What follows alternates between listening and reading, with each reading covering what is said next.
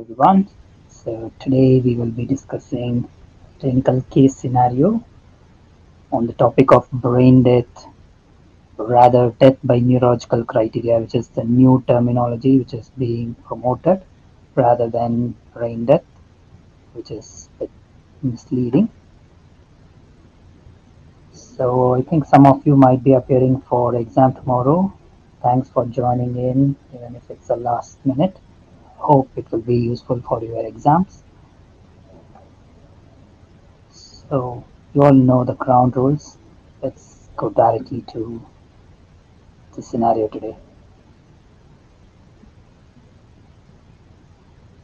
42-year-old. Please, what did you say is the new name for brain death? The new name. What? Death. Hi, John. It's death by neurological criteria, DNC. Oh, okay. Thank you, sir. Yeah. Today the scenario starts like this. A 42-year-old male construction worker is brought to the ED after falling like 6 meters height from a scaffolding. On arrival, his GCS is 3, E1, V1, M1. He is intubated and ventilated at the scene. Pupils are bilaterally fixed and dilated. He is a bit unstable with blood pressure of 85 over 40, 50. Heart rate is 110 per minute. Score temperature is 35.2. An urgent CT head reveals a large right side acute STH with 14 millimeters midline shift and diffuse cerebral edema and effacement of the basal cisterns. There is no skull fracture. He undergoes emergency decompressive craniotomy and hematoma evacuation. Postoperatively, he is admitted to the ICU on NORAD 0.15 mics per kilo per minute. His pupils remain fixed and dilated bilaterally. An ICP bolt is placed and showing ICP is consistently more than 30 millimeters of mercury despite maximal medical therapy. Osmotherapy, sedation with propofol and fentanyl, head and elevation, normocapnia, nothing is working. No improvement in neurology on sedation hold at 24 hours. GCS remains poor. Pupils 8 millimeters fixed and dilated. Apneic on spontaneous breathing mode. Sedation hold is continued. He is being considered for brain death assessment or death by neurological criteria. So now the question is, what are the preconditions before we start doing the assessment?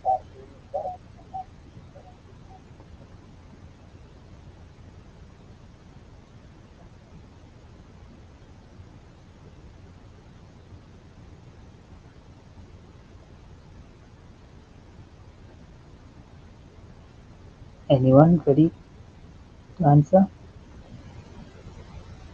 Irreversible damage to the brain, sir. Yes. Yeah, the precondition that you need to exclude the metabolic cause, correction of electrolyte, maintaining of the normal temperature of 36 and above, and also to have systolic blood pressure more than 100, and excluding or 5 times of the sedation that is already off, and 5 times half-life is already passed. Yeah. Anything else? Seizures. What is that? Sorry? Seizures, excluding seizures. Seizure. Okay, making sure there is no seizure. Yeah, very good. Yeah. Anything else? Hypothermia. Yes, we already discussed that, excluding hypothermia. Yeah. Anything else? And I think the first thing that we need to agree that there is an irreversible cause of coma, justifying the brain death. Yes, that's one of the basic requirements. Agreed. What else?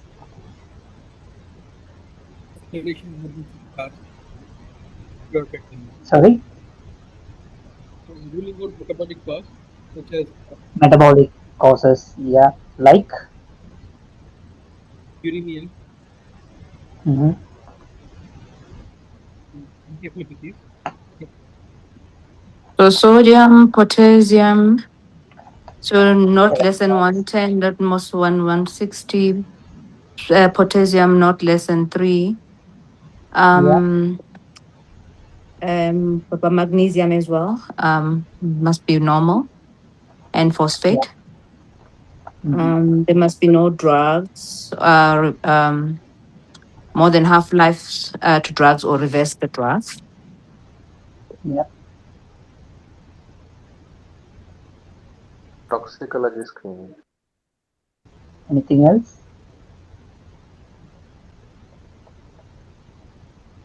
This meeting is being recorded.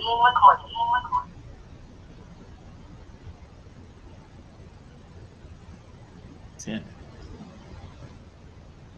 Anyone else can think of anything, any other Toxicology precondition screening. that should be met? Toxicology, yep. If there is relevant history, yeah, we can do that. Yep. Anything else? Euthymic, normal temperature. Yes. What are we missing? Well, I joined late, so I don't know what else was said. Okay. I think most of us answered. Let's go through the proper answers. Okay. So this I have taken from the UK brain death assessment or death by neurological criteria assessment form. It's given by the Intensive Care Medicine Society. So it's a formal one which is used across UK. I didn't find anything like formal given in other countries. There are recommendations, but this is nicely put together by the Intensive Care Medicine Society FICUM. So I've taken this from that. So precondition 1, as we discussed, there should be etiology severe enough to cause permanent cessation of brainstem function, which is like pretty much straightforward, and persistent DCS of 3, no obvious observed brainstem reflexes, and patient has apnea. Even before we test like apneic test, we can ensure patient doesn't breathe spontaneously, otherwise the whole process is moved, right? And yeah, it plus or minus neurological like imaging, which is correlating with severe brainstem injury as well. Precondition 2, assessment period sufficient to exclude the potential for recovery. So we discussed like normothermia, but for example, if the patient is presented with hypothermia, like in this patient, the temperature was 35.2. So once we reach the temperature of 36, we need to give some time for the patient to recover, making sure there is absolutely no chances of recovery even after correcting hypothermia. We need to wait for at least 24 hours, right? And even from the last observed brainstem reflex or spontaneous breath, we should wait for 24 hours. So we should not rush into like doing these assessment, and this is one of the red flags, like doing within like 24 hours of hypothermia or like last observed brainstem reflex is one of the red flags you should be very cautious about. So that is giving patient adequate time to recover, give them a chance to breathe. So that is very essential. And if we have any diagnostic uncertainties, then we should have give them adequate time as well for recovery. Unless we have a clear-cut diagnosis, it becomes tricky. So that's condition 2. And precondition 3, we kind of touched upon everything. We have left a few important ones. Let's go through them. So hypothermia, so we aim for a temperature. There is core temperature measured like in esophagus or rectal, bladder, etc. of 36 or more. Depressant drugs, so we use sedative drugs a lot, and we should make sure it's short acting drugs when we are using sedation before we assess for testing, like remifentanil, which has like ultra short acting. Like if we are using like drugs like midazolam, then we will have to wait longer. Someone mentioned we will be waiting for 5.5 like off life. There is no strong recommendation regarding that off life thing in terms of the societal recommendations, but it makes sense to wait longer. But even if we wait for that time, it may not be like we cannot be absolutely sure like the drug would have been metabolized and out of the system. So if we have used prolonged infusions of benzodiazepines, it becomes really tricky to just rely on clinical assessment. That's when we have to think about like ancillary testing as well. And cervical cord pathology, I skipped one. Profound neuromuscular weakness, yes. So if we have used neuromuscular paralysis at any point, we should ensure they are recovered from it. Thankfully, we have some monitors which we can use, like train of 4 monitoring. So we should ensure there is adequate recovery from that before we do this, which is essential. And cervical cord pathology, which can preclude movement of the limbs. So if there is any significant spinal cord injury, then we should not be applying this. So that excludes the patient from using this clinical assessment alone. And making sure, Yeah, as we discussed, patient is circulatory, like respiratory wise and circulatory wise, they are stable, and we should aim for a target like normal for the patient. So there is no fixed target like MAP above 60. It depends patient to patient based on their physiology and their baseline blood pressure as well. And electrolytes, so the targets vary a little bit and they keep updating the target. Initially, the sodium lower limit was 115, I think. It's been changed to like 125 to 160. So it should be closely within this range, which can be sometimes difficult to manage and achieve the target. Potassium should be more than 2. Phosphate 0.5 to 3 millimoles per liter. No, the units might vary, but in millimoles per liter, it's 0.5 to 3. Uh, and for magnesium as well, 0.5 to 3 millimoles per liter. Blood glucose between 3 and 20 millimoles per liter. So this is the European standard. They or UK standards, they describe everything in millimoles per liter rather than American, which they use milligrams per deciliter.